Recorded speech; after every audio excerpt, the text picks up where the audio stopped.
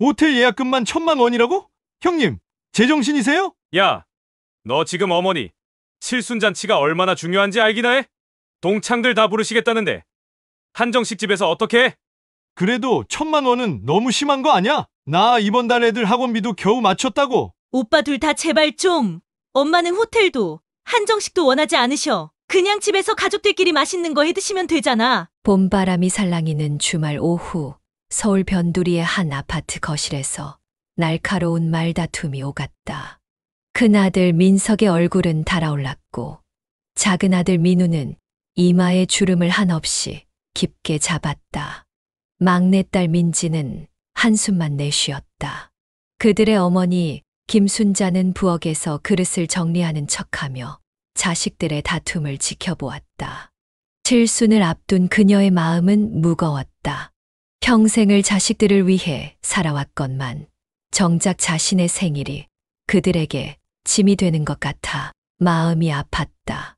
난 이미 호텔 연회장 알아봤어. 쉰명은 거뜬히 들어가. 어머니 친구분들 다 모시고 동네 어르신들도 초대하고 체면이란 게 있지 않냐? 형님, 체면이 뭐가 중요해요? 현실적으로 생각해야죠. 우리 셋이서 3,000만 원씩 부담하자는 거예요. 제가 어떻게 그 돈을... 야, 너 마트 5개나 운영하면서 돈이 없다는 게 말이 돼? 형님은 대기업 임원이시니까 그렇게 말씀하시나 본데 저는 다 대출받아서 하는 거예요. 이자 내기도 버거워요. 봄날의 따스한 햇살이 창가에 비쳤지만 거실의 공기는 차가웠다. 순자는 싱크대 물을 잠그고 천천히 거실로 나왔다. 자식들은 어머니의 발걸음 소리에 잠시 말을 멈췄다. 칠순이라는 시간은 순자에게 감사함이자 두려움이었다. 남편을 일찍 여의고 혼자 세 남매를 키우며 보낸 세월이 주마등처럼 스쳐 지나갔다. 구멍가게를 하며 끼니를 거르기도 했고 밤늦게까지 식당 일을 하며 자식들 학비를 벌었다. 그 시절 자식들은 서로를 위해 주고 아끼며 자랐다. 큰아들 민석은 어린 동생들의 아버지 노릇을 자처했다. 고등학생이던 그 나이에 새벽 신문 배달을 하며 동생들 참고서를 사줬다. 작은 아들 민우는 늘 양보하는 착한 아이였다. 학원은 다니지 못했지만 도서관에서 늦게까지 공부했다. 막내딸 민지는 씩씩했다. 오빠들 곁에서 투정 한 번 부리지 않고 자랐다. 이제 그들은 모두 제 삶을 일궜다. 민석은 대기업 임원이 되어 강남에 아파트를 샀고 민우는 마트 5개를 운영하는 사업가가 되었다. 민지는 대학에서 강의하며 안정된 생활을 이어가고 있었다.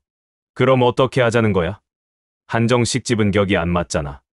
애들 학원비 빼고 나면 제가 낼 수 있는 건 500만 원이 최대예요.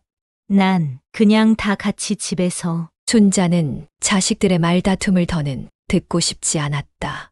창밖으로 시선을 돌렸다. 아파트 단지 사이로 벚꽃이 흩날렸다. 꽃이 픈 바람을 타고 높이 올랐다가 이내 땅으로 내려앉았다. 봄이었다. 순자의 일은 번째 봄이었다. 그날 밤 민석은 강남 아파트의 서재에서 오래된 앨범을 펼쳤다. 노란빛의 스탠드 아래에서 바라보는 어린 시절 사진 속에는 민석의 미소가 담겨 있었다. 18살 새벽 신문 배달을 마치고 교복을 입던 그 시절이었다. 여보, 아직도 일하세요? 아내 정혜진이 커피를 들고 들어왔다. 민석은 천천히 고개를 들었다. 어머니 생신, 호텔로 하고 싶어. 우리 어머니 평생 고생만 하셨잖아. 이제라도 멋진 곳에서 많은 분들의 축하를 받으시게 해드리고 싶어. 깊어가는 밤, 마트 정산을 마친 민우는 한숨을 내쉬었다. 5개의 마트는 겉으로는 그럴듯해 보였지만 현실은 달랐다. 은행 이자는 매달 쌓여갔고 대형 마트와의 경쟁은 날로 치열해졌다. 여보, 또 한숨이에요. 아내 서미경이 따뜻한 차를 내밀었다. 민우는 피곤한 미소를 지었다. 형님은 내 사정을 모르시지. 5개 마트가 뭐해. 다 은행 돈으로 겨우 돌아가는 건데. 대학 연구실의 불빛이 꺼지지 않았다. 민지는 학생들의 과제를 검토하며 어머니의 얼굴을 떠올렸다. 평생을 자식들을 위해 살아오신 어머니에게 호화로운 잔치가 과연 의미가 있을까? 어머니의 진정한 행복은 무엇일까? 칠순을 앞둔 그 봄날, 세 자녀의 마음은 각자의 무게로 가라앉아 있었다. 큰아들 민석의 마음에는 성공한 아들로서의 자부심과 책임감이 공존했다. 자신이 이룬 성공이 어머니의 헌신 덕분이라는 걸 누구보다 잘 알았다. 그래서 더욱 호화로운 잔치를 고집했다. 그러나 그의 마음 한편에는 작은 두려움이 있었다. 겉으로는 성공했지만 끝없는 경쟁 속에서 자신의 자리를 지켜내야 했다. 호텔 잔치를 고집하는 이면에는 주위의 시선을 의식하는 그의 불안도 숨어 있었다. 작은 아들 민우는 늘 양보하며 살아왔다. 어린 시절 새 책 대신 헌 책을 보았고 학원 대신 도서관을 선택했다. 그렇게 자란 그는 이제 5개의 마트를 운영하는 사장이 되었다. 하지만 그의 어깨는 무거웠다. 사장님, 이번 달 매출이 또 줄었습니다. 대형마트가 또 할인 행사를 시작했네요. 직원들의 보고를 들으며 민우는 깊은 시름에 잠겼다. 겉으로는 성공한 듯 보이지만 현실은 냉혹했다. 은행 대출금은 늘어만 갔고 경쟁은 날로 치열해졌다. 그런 상황에서 1,000만 원의 잔치 비용은 너무나 큰 부담이었다. 막내딸 민지는 달랐다. 대학에서 철학을 가르치는 그녀는 물질적 성공보다 삶의 의미를 중요하게 생각했다. 어머니의 칠순이 화려한 잔치로 빛나야 할까? 어머니가 진정으로 원하시는 건 무엇일까? 연구실 창가에 기대어 서서 민지는 어머니의 지난 날들을 떠올렸다. 구멍가게를 하시며 끼니를 거르시던 모습, 밤늦게까지 식당 일을 하시고 돌아오시던 발걸음, 자식들 앞에서는 늘 웃으시던 주름진 얼굴. 봄바람이 불어오는 창가에서 민지는 문득 어린 시절 어머니가 들려주시던 이야기를 떠올렸다. 고향 시골 마을에서 보리밥에 된장찌개로 온 가족이 둘러앉아 먹던 저녁 식사가 얼마나 행복했었는지. 어머니는 늘 그 시절을 그리워하셨다. 교수님, 내일 회의 자료 검토해 주실 수 있으신가요? 조교의 목소리에 민지는 생각에서 깨어났다. 시계는 이미 자정을 가리키고 있었다. 그녀는 피곤한 눈을 비비며 다시 책상 앞에 앉았다. 세 자녀의 밤은 그렇게 깊어갔다. 각자의 자리에서 각자의 무게로 각자의 고민을 안고 있었다. 그들은 모두 어머니를 위하는 마음은 같았다. 하지만 그 마음을 표현하는 방식이 달랐고 그들이 처한 현실도 달랐다. 창밖으로 별들이 깜빡였다. 어머니의 칠순을 앞둔 봄밤, 서울 곳곳에서 세 남매는 각자의 생각에 잠겨 있었다. 그들은 알지 못했다. 그들의 어머니 역시 그날 밤 자신의 오래된 방에서 깊은 생각에 잠겨 있다는 것을. 민석은 어머니의 칠순을 한 달 앞두고 가족 단체 채팅방에 메시지를 보냈다. 롯데호텔 예약금 1,000만 원을 먼저 입금했다는 내용이었다. 그리고 덧붙여진 말에는 남은 2,000만 원을 민우와 민지가 각각 1,000만 원씩 부담해달라는 요청이 담겨 있었다. 형님, 이건 너무하시네요. 민우의 답장은 그날 밤늦게서야 왔다. 단 한 줄의 메시지였지만 그 안에는 깊은 한숨이 묻어 있었다. 봄비가 내리는 주말 아침, 순자의 아파트에 다시 모인 세 남매. 식탁에 놓인 따뜻한 된장찌개는 식어갔고 공기는 차가워졌다. 순자는 부엌에서 설거지를 하며 흘러나오는 자식들의 말다툼을 듣고 있었다. 민우는 창밖으로 시선을 돌렸다. 회색빛 하늘 아래로 내리는 봄비가 창가를 적시고 있었다. 그의 마음도 그 빗방울처럼 무거웠다. 어젯밤 은행에서 온 문자를 확인했다. 이자만 수백만 원. 마트 매출은 계속 줄어들고 있었다. 민지는 노트북을 펼쳐놓고 있었다. 화면에는 이번 학기 강의 계획서가 띄워져 있었지만 그녀의 마음은 다른 곳에 있었다. 어머니가 원하시는 건 이런 게 아닐 텐데. 형제 간의 갈등이 깊어질수록 그녀의 마음도 무거워졌다. 순자는 싱크대에 물을 잠갔다. 물소리가 멈추자 거실의 팽팽한 긴장감이 더욱 선명하게 느껴졌다. 창밖의 봄비는 여전히 내리고 있었다. 봄비 소리가 마치 오래전 그녀의 청춘을 떠올리게 했다. 30년 전 비가 오던 날이었다. 남편이 세상을 떠난 그날도 이렇게 봄비가 내렸다. 아이들은 아직 어렸다. 민석은 중학생, 민우는 초등학생, 민지는 이제 막 유치원에 다니기 시작했을 때였다. 장례를 치르고 돌아온 날 밤, 세 남매는 어머니의 품에 안겨 잠들었다. 그때는 서로가 전부였다. 민석은 새벽마다 신문을 돌렸고, 민우는 도서관에서 밤늦게까지 공부했다. 민지는 오빠들 옷을 물려 입으며 자랐다. 돈이 없어도 행복했다. 서로를 위하는 마음만은 넘쳤으니까. 이제 모두 자신만의 삶을 살아가고 있었다.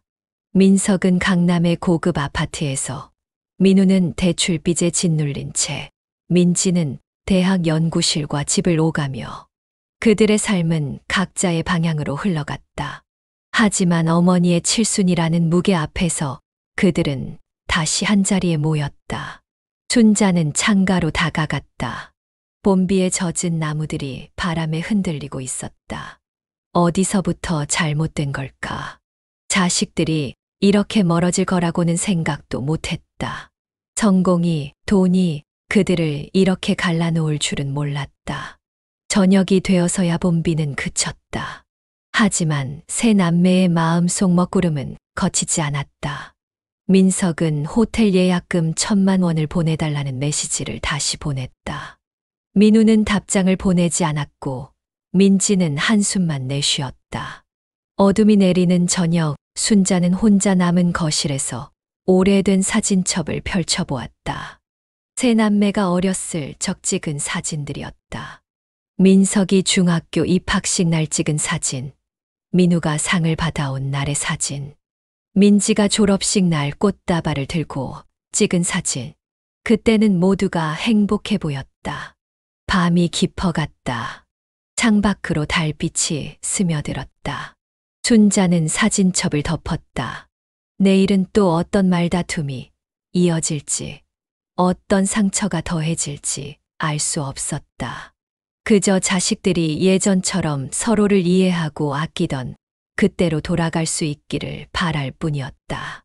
달빛은 차갑게 방을 비추었고 밤은 깊어만 갔다. 순자의 마음속에는 봄비처럼 쓸쓸한 그리움만이 가득했다. 순자는 오래된 장롱 깊숙한 곳에서 낡은 종이 상자를 꺼냈다. 그 안에는 세월의 흔적이 담긴 물건들이 고이 접혀 있었다. 민석의 중학교 졸업장, 민우가 처음 받은 상장, 민지의 유치원 그림일기. 시간은 흘러갔지만 그녀의 기억은 선명했다. 엄마, 이제 제가 돈 벌 테니까 걱정하지 마세요. 20살의 민석이 했던 말이 귓가에 맴돌았다. 대학에 가지 못한 큰아들은 직장을 구했다. 퇴근 후에는 편의점 아르바이트를 했다. 동생들의 학원비를 벌기 위해서였다. 순자는 상자 속에서 오래된 통장을 발견했다. 민우가 고등학생 때 만든 첫 통장이었다. 도서관에서 공부하다가 늦은 밤이면 편의점에서 안주를 사들고 왔다. 형과 어머니를 위해서였다. 그때는 그런 작은 마음들이 서로를 위로했다. 창밖으로 달빛이 스며들었다. 순자는 문득 민지가 중학생 때 쓴 편지를 떠올렸다. 어버이날 아침, 아이는 서툰 글씨로 편지를 썼다. 엄마, 나중에 크면 꼭 효도할게요. 그 약속은 이루어졌다. 세 남매 모두 자신만의 자리를 잡았다. 하지만 그들 사이의 거리는 점점 멀어져만 갔다. 성공이란 이름으로, 현실이란 이름으로. 순자는 장롱 맨 아래층을 열었다. 그곳에는 남편의 유품이 고이 접혀 있었다. 낡은 넥타이, 반지하 새방에서 찍은 가족사진, 그리고 결혼식 날 찍은 흑백 사진 한 장. 남편은 가난했지만 늘 웃음을 잃지 않았다. 당신, 우리 아이들이 이렇게 클 줄 알았나요? 달빛 아래 순자의 눈시울이 붉어졌다. 남편이 세상을 떠난 후 그녀는 단 하루도 쉬지 않고 일했다. 구멍가게를 하다가 식당 일을 하다가 아파트 청소일까지. 자식들을 위해서라면 무엇이든 할 수 있었다. 민석이 처음 월급을 받아온 날이 생각났다. 20살의 청년은 봉투를 어머니 앞에 내밀었다. 그날 저녁 오랜만에 고기를 구워 먹었다. 민우와 민지는 형의 첫 월급으로 사온 고기가 세상에서 제일 맛있다고 했다. 새벽에 일어나 도시락을 싸던 기억, 밤늦게 돌아와 잠든 아이들의 머리를 쓰다듬던 기억, 추운 겨울 아이들의 옷을 기워주던 기억, 그 모든 순간이 그녀의 보물이었다. 하지만 지금 그 보물들은 희미해져 가고 있었다. 엄마, 제가 이제 다 컸잖아요. 그만 일하세요. 민지의 25번째 생일, 막내는 어머니의 손을 잡고 울었다. 그제야 순자는 청소 일을 그만뒀다. 자식들은 이제 어엿한 어른이 되어 있었다. 순자는 문득 열흘 전 민석의 집을 찾아갔던 날을 떠올렸다. 호화로운 아파트 현관에 서서 한참을 망설였다. 초인종을 누르려다 그냥 돌아섰다. 그곳은 그녀가 있어야 할 곳 같지 않았다. 이틀 전에는 민우의 마트에 들렀다. 아들은 직원들과 이야기를 나누느라 바빴다. 잠깐 마주친 눈빛에서 피곤함이 묻어났다. 말을 걸지 못하고 그냥 나왔다. 어제는 민지의 연구실 앞까지 갔다. 유리창 너머로 책상에 파묻혀 있는 딸의 모습이 보였다. 노크를 하려다 멈췄다. 딸의 바쁜 일상을 방해하고 싶지 않았다. 달빛은 점점 짙어져 갔다. 순자는 천천히 물건들을 다시 상자에 넣었다. 민석의 졸업장, 민우의 통장, 민지의 그림일기. 하나하나가 그녀의 삶이었고 자부심이었다. 당신, 우리 잘 살았죠? 남편의 사진을 보며 순자는 작은 미소를 지었다. 자식들은 모두 훌륭하게 자랐다. 하지만 그들의 마음은 점점 멀어져만 갔다. 이제 그녀의 칠순을 앞두고 그 거리는 더욱 선명해지고 있었다. 밤은 깊어갔다. 달빛은 차갑게 방을 비추었다. 순자는 천천히 장롱문을 닫았다. 내일이면 또 자식들이 모일 것이다. 그들은 호텔과 한정식집, 그리고 집에서의 잔치를 두고 다툴 것이다. 하지만 그녀가 원하는 건 그런 게 아니었다. 그저 예전처럼 작은 밥상에 둘러앉아 이야기를 나누는 것. 그게 전부였다. 순자의 칠순을 일주일 앞둔 토요일 아침이었다. 봄볕이 따사롭게 비치는 거실에는 무거운 침묵이 내려앉아 있었다. 세 남매는 어머니의 눈치를 살피며 자리에 앉았다. 호텔 예약금 1,000만 원은 아직도 해결되지 않은 채였다. 민석의 휴대폰이 울렸다. 호텔 측에서 보낸 예약 확인 메시지였다. 그는 깊은 한숨을 내쉬었다. 이제는 결론을 내야 할 것 같습니다. 큰아들의 목소리는 평소보다 더 낮고 무거웠다.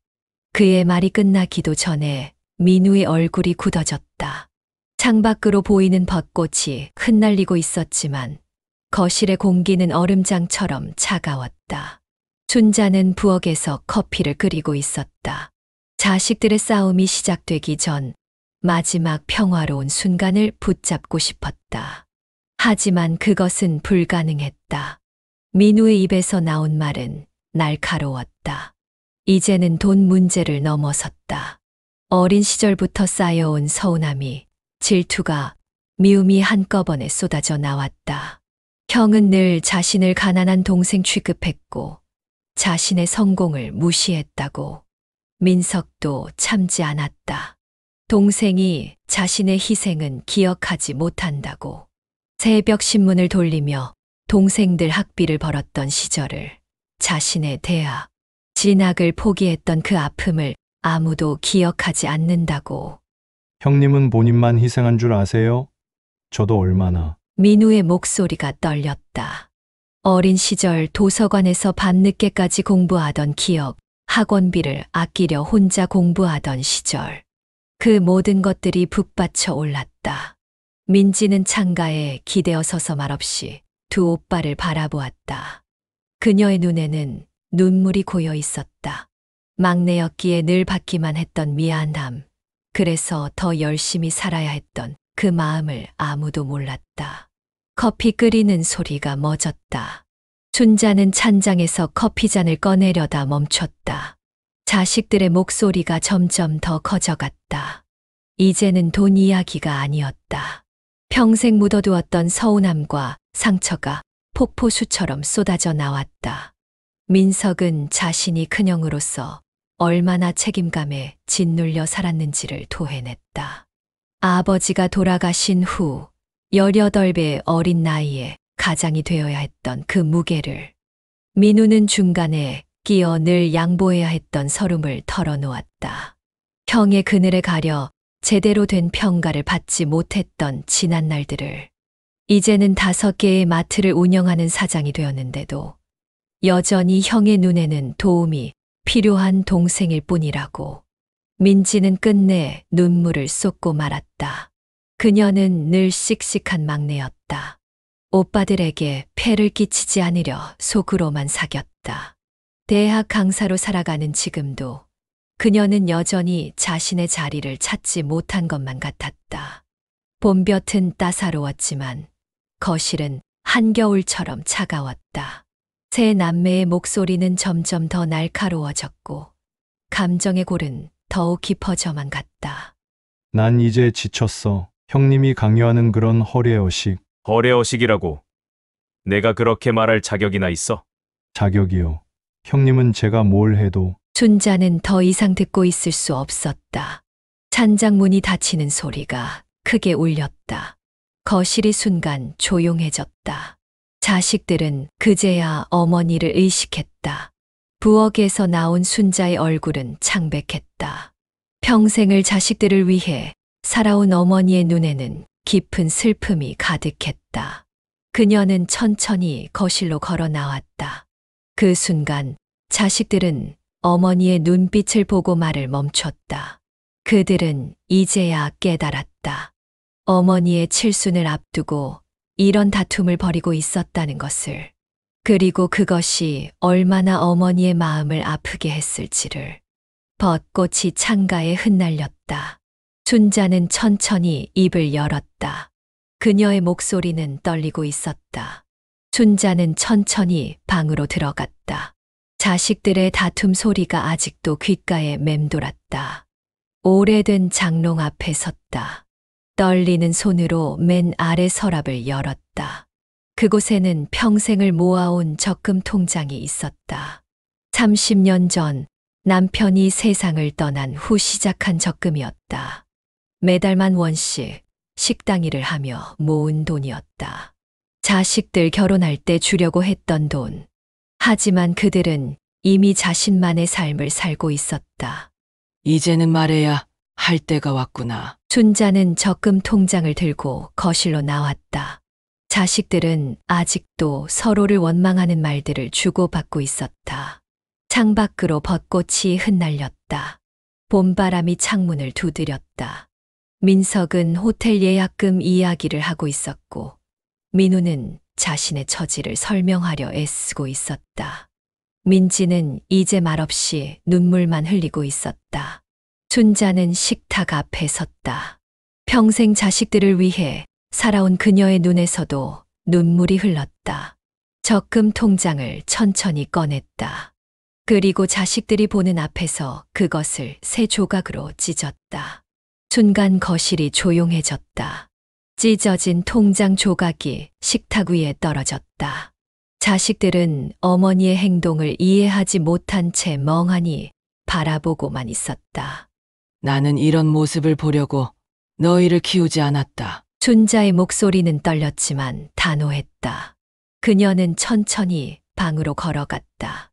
작은 여행 가방을 꺼내 짐을 싸기 시작했다. 자식들은 그제야 정신을 차렸다. 어머니가 무엇을 하시려는지 깨달았다. 민지가 먼저 어머니의 손을 잡았다. 순자는 손을 뿌리쳤다. 30년을 모아온 적금 통장을 찢은 것보다 더 아픈 것은 자식들의 다툼이었다. 그녀는 조용히 짐을 쌌다. 몇 벌의 옷과 약간의 필요한 물건들만. 엄마. 민석이 불렀지만 순자는 대답하지 않았다. 창밖으로 보이는 벚꽃이 눈처럼 흩날렸다. 그녀는 문득 30년 전 이 집에 처음 이사 왔던 날을 떠올렸다. 그때도 벚꽃이 피었었다. 자식들은 어렸고 가진 것은 없었지만 행복했다. 민석은 매일 새벽 신문을 돌렸고 민우는 도서관에서 공부했다.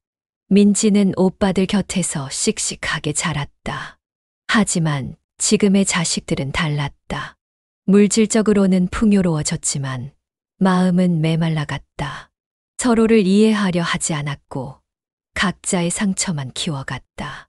순자는 여행 가방을 들고 현관으로 향했다. 자식들은 어머니를 막으려 했지만 그녀의 눈빛은 단호했다. 30년 전 남편을 떠나보냈을 때의 그 눈빛이었다.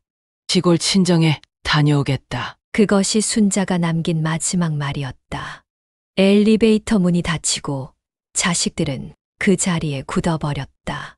찢어진 적금 통장의 조각들이 식탁 위에서 봄바람에 살짝 흔들렸다.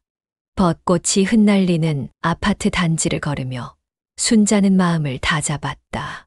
가방 속에는 30년 전 남편과 찍은 사진 한 장이 들어있었다. 그것이 그녀가 가져온 전부였다. 버스터미널로 향하는 택시 안에서 순자는 창밖을 바라보았다. 도시는 여전히 분주했고 사람들은 각자의 삶을 살아가고 있었다. 그녀의 마음속에는 이제 깊은 고요만이 남아 있었다. 거리의 벚꽃은 여전히 흩날리고 있었다. 마치 그녀의 마음처럼 조용히 하지만 단호하게. 택시는 천천히 도시를 벗어났고 순자의 마음도 조금씩 고향으로 향하고 있었다. 창밖으로 스치는 봄날의 풍경이 그녀의 눈가를 적셨다. 하지만 이번의 눈물은 달랐다.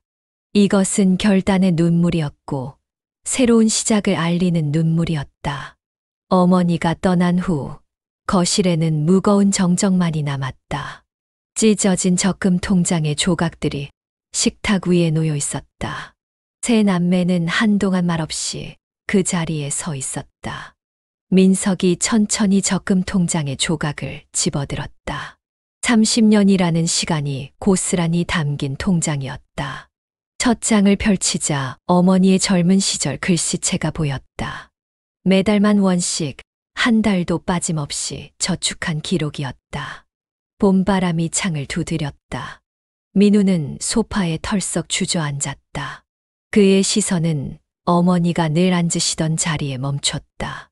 식당 일을 마치고 돌아오시면 항상 그 자리에서 잠이 드셨었다. 민지는 부엌으로 걸어갔다. 싱크대 위에는 어머니가 끓이다 만 커피가 식어가고 있었다. 찬장을 열자 어머니가 아끼던 커피잔이 보였다. 남편과 함께 쓰던 잔이라며 늘 소중히 간직하셨던. 우리가 뭘 한 거지? 민석의 떨리는 목소리가 거실을 채웠다. 그는 책상 서랍을 열었다. 그곳에는 어머니가 모아두신 사진 앨범이 있었다. 앨범을 펼치자 어린 시절 사진들이 쏟아져 나왔다. 새벽 신문을 돌리던 고등학생 시절의 사진, 도서관에서 공부하던 민우의 모습, 졸업식 날 꽃다발을 들고 활짝 웃던 민지의 사진, 그리고 그 모든 순간을 함께하며 미소 짓던 어머니의 모습. 민우는 천천히 휴대폰을 꺼냈다. 호텔 예약을 취소해야 한다고 민석에게 말하려다 멈췄다. 이제 그런 것은 더 이상 중요하지 않았다. 그의 손이 떨렸다. 마트 직원들에게 연락해 오늘은 일찍 문을 닫겠다고 전했다. 창밖으로 벚꽃이 흩날렸다. 민지는 조용히 창가에 섰다. 어릴 적 이 창가에서 어머니와 함께 벚꽃을 보며 이야기를 나누던 기억이 떠올랐다. 그때 어머니는 늘 웃고 계셨다. 오후에 햇살이 서서히 기울어갔다. 세 남매는 각자의 자리에서 지난 날들을 돌아보고 있었다. 어머니의 빈자리가 이토록 클 줄은 몰랐다. 민석은 책상 위에 놓인 호텔 예약 확인서를 바라보았다. 체면과 형식을 중시하느라 정작 가장 소중한 것을 놓치고 있었다. 어머니가 원하셨던 건 호화로운 잔치가 아니었다. 민우는 휴대폰을 내려놓았다. 은행 대출, 마트 운영, 매출 걱정에 파묻혀 살면서 그는 언제부터인가 가장 중요한 것을 잊고 살았다. 어머니의 사랑은 그 어떤 성공보다 값진 것이었다. 연구실에서 논문을 쓰고 강의를 준비하느라 바빴던 민지는 눈물을 닦았다. 학문의 길을 걸을 수 있었던 것도, 꿈을 포기하지 않을 수 있었던 것도 모두 어머니 덕분이었다. 해가 저물어 갔다. 거실에는 어둠이 내려앉기 시작했다. 민석이 천천히 일어나 스탠드를 켰다. 따뜻한 불빛이 거실을 비추자 벽에 걸린 가족 사진이 눈에 들어왔다. 작년 설날 다 함께 찍은 사진이었다. 어머니는 그때도 무척 행복해 하셨다. 비싼 선물도 화려한 자리도 아닌 그저 자식들이 함께 모여 있다는 사실만으로도 어머니가 진정으로 원하셨던 건 민석의 말이 채 끝나기도 전에 민우와 민지가 고개를 끄덕였다. 그들은 이제야 깨달았다. 어머니에게 필요한 건 호텔도 한정식도 화려한 잔치도 아니었다. 그저 서로를 이해하고 아끼는 자식들의 모습이었다. 밤이 깊어갔다. 세 남매는 어머니의 방을 바라보았다. 정갈하게 정리된 방에는 어머니의 체온이 아직도 남아있는 것 같았다. 작은 화장대 위에는 아버지의 사진이 놓여 있었다. 우리가 어머니의 마음을 얼마나 아프게 했을까. 창밖의 벚꽃은 여전히 흩날리고 있었다. 봄밤의 바람은 차가웠지만 세 남매의 마음 속에는 작은 온기가 피어나고 있었다. 어머니의 칠순날 아침이 밝았다. 시골 친정집 마당에서 순자는 일찍 일어나 마당에 핀 봄꽃들을 바라보고 있었다. 도시의 벚꽃과는 다른 소박하지만 정겨운 꽃들이었다. 일주일 만에 돌아온 고향은 변한 것이 없었다. 낮은 담장 너머로 보이는 밭에는 새싹들이 돋아나고 있었다. 어머니가 떠나시고 30년 동안 빈집으로 남아있던 곳이었지만 이웃들이 가끔 들러 관리를 해주었다. 어머니, 뒤에서 들려온 목소리의 순자는 천천히 고개를 돌렸다. 삼남매가 마당에 서 있었다. 민석, 민우, 민지. 그들의 눈에는 일주일 동안의 그리움과 후회가 가득했다. 찢어진 적금 통장의 조각들은 이제 민석의 가방 안에 고이 접혀 있었다. 그들은 어머니를 찾아 전국의 친척집을 돌았다. 마지막으로 찾아온 곳이 이 고향집이었다. 아침 햇살이 마당을 비추었다. 순자는 자리에서 일어났다. 자식들은 어머니의 주름진 손을 잡았다. 말없이 그저 그렇게 민석이 가방을 내려놓았다. 그 안에는 호화로운 호텔 연회장 대신 어머니가 좋아하시는 떡과 과일, 간단한 음식들이 들어있었다. 민우는 시골 장터에서 산 싱싱한 나물을 꺼냈다. 민지는 어머니가 쓰시던 앞치마를 조용히 내밀었다. 마당 한켠에는 오래된 평상이 있었다. 자식들은 평상을 깨끗이 닦았다. 어린 시절 여름이면 온 가족이 이 평상에 누워 별을 보곤 했었다. 밥하는 것 좀 도와드릴까요? 민지가 조심스레 물었다. 순자는 고개를 끄덕였다. 모녀는 낮은 부엌으로 들어갔다. 오래된 가스레인지 위로 된장찌개가 보글보글 끓기 시작했다. 민석과 민우는 마당에 잡초를 뽑고 담장 밑에 쌓인 낙엽을 쓸었다. 어릴 적 아버지와 함께하던 일들이었다. 그때는 귀찮기만 했던 일들이 이제는 그리운 추억이 되어 있었다. 점심때가 되자 평상 위에는 소박한 밥상이 차려졌다. 된장찌개, 시골 나물, 계란말이. 호텔 뷔페에 화려한 요리는 없었지만 그 어느 때보다도 풍성한 밥상이었다. 어머니, 생신 축하드립니다. 새남매는 머리를 숙였다. 순자의 눈가에 맺힌 눈물이 빛났다. 마당에 핀 꽃들이 살랑이는 봄바람에 흔들렸다. 이제야 내 자식들 같구나. 순자의 떨리는 목소리에 자식들은 고개를 들었다. 어머니의 눈가에 맺힌 눈물은 이제 기쁨의 눈물이었다. 밥을 먹으며 이야기꽃이 피어났다. 민석은 어린 시절 새벽 신문을 돌리며 있었던 재미난 일화를, 민우는 도서관에서 공부하다 잠들어 문이 잠긴 이야기를, 민지는 오빠들 몰래 가출했다가 돌아온 이야기를 했다. 웃음소리가 마당에 가득했다. 담장 너머 이웃집 할머니가 얼굴을 내밀었다. 30년 만에 돌아온 순자를 반기며 점심을 먹으라며 김치를 한 접시 들고 오셨다. 오후에 햇살이 따스했다. 평상에 모여 앉은 가족들은 이제 서로의 이야기를 듣고 있었다. 민석의 회사 이야기, 민우의 마트 운영 고충, 민지의 연구 이야기. 진심을 담아 귀 기울이는 시간이었다. 우리 이제 매달 한 번씩 여기서 만날까요? 민지의 제안에 모두가 고개를 끄덕였다. 도시의 바쁜 일상을 잠시 내려놓고 이 조용한 시골집에서 가족의 의미를 되새기는 시간. 해가 저물어 갔다. 마당에는 반딧불이 하나둘 날아들기 시작했다. 어린 시절 여름밤이 떠오르는 순간이었다.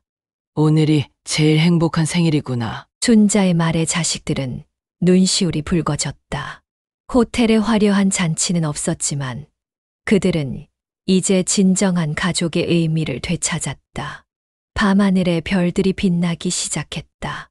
평상에 누워 별을 보며 내 사람은 각자의 마음속에 새로운 약속을 새겼다. 이제부터는 서로를 더 이해하고, 더 배려하고, 더 사랑하기로.